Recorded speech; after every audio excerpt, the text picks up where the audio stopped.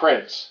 So I'm working on names. So names are still in the process, but right now I'm thinking of calling them Crimson Paw Prints and Crimson Prints. Okay. And to kind of give you an example of what I'm talking about, if you look back here, you can kind of see my Spider-Man.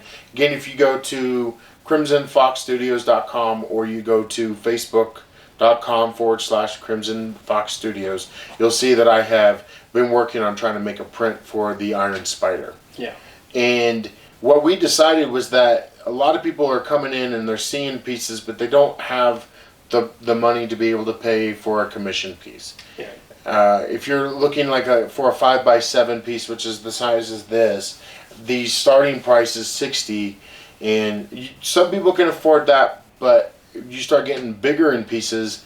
So my Spider-Man here is actually an 8x10. Okay. And that starts at $100 for a commission piece. Some people don't have that. Right. So what we're looking at doing is getting sticker remakes of some of my images, and then making cheaper versions of the same thing on the glass and the frame and everything. It just would be a sticker instead of a commission piece. Right. For a significant lower price. We haven't decided what that price is going to be just yet.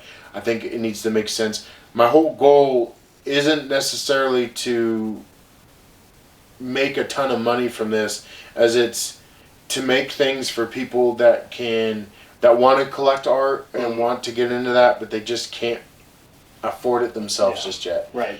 One of the goals that I plan on doing is at all the conventions that I go to, I'm going to buy art from some of the local places, and I'm going to start putting it up on the wall behind us. So every time there's a video here, you're going to see more art on the wall as I kind of get into the groove of putting stuff up. I love to showcase other people's stuff. Yeah. Because I know I'm not the center of the universe. I know that there's people way better than me. Right. And like I was saying, no, that's going to be considered, I think we're going to call that a Crimson Print. And then I'm going to make paper versions, which is just an 11x17 just poster board. Yeah. Poster size. And those are going to be considered, I think I'm going to call those Crimson Paw Prints. Okay. And that way everybody can come up and see what it is that they want. A lot of times I get parents with children that will show, and they don't want to buy glass stuff for their children. Right. Yeah, it can be scary buying something like that for your kid. But I got to be careful on the images that are used, because some of them are from my own design, some are actually from iconic other images. Right. And I don't want to take claim. I don't want to feel like I'm taking claim of someone else's art by making prints of my own. Understand. So a lot of those prints are going to be determined on what the image actually is. Yeah, and I think it's good to have other things to show off your art, because I mean the glass is super unique and super cool, but having the prints gives it a different aspect of what you can do as well, and then it can be like, oh wow, he can do all kinds of stuff, and then that will help people be interested in it. Well, what we found, and you can attest to this when we went to the Colorado Springs Comic Con, was that there was a lot of pieces that people saw that really liked it and they wanted one of their own, but I only make one original. Yeah. And so that it started making me think, well, how do I get stuff that can go to other people that's similar to this, without them having to make that commission? Right, like how do I, because if someone wants that one, you're like, well, I don't have that one, you have to wait for it. They're like, oh. Some people that's a turn off, like, well, then I don't want it.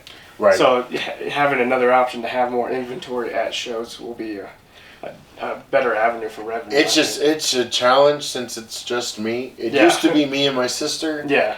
But my sister had to back out due to basically getting a full-time job. I call it full because now she's working 60-some hours a week. Yeah. That's pretty full. Yeah. But she was originally doing the frames for me, and then when she backed out, then I took over the big part of it. And so now it's just, I have to do, the shipping, the painting, the framing. Now I'm working on the prints. We're also working on a newsletter to give out to people. Oh, cool. And then luckily I got you to help me with the videos, but we're looking at releasing videos on our YouTube channel. Again, you can look that up on YouTube for Crimson Fox Studios. I think is what it's under. I got to play with it. I'm not very tech savvy. But, and that's going to be a monthly or bi-weekly video release, just to kind of show you guys what we got coming up.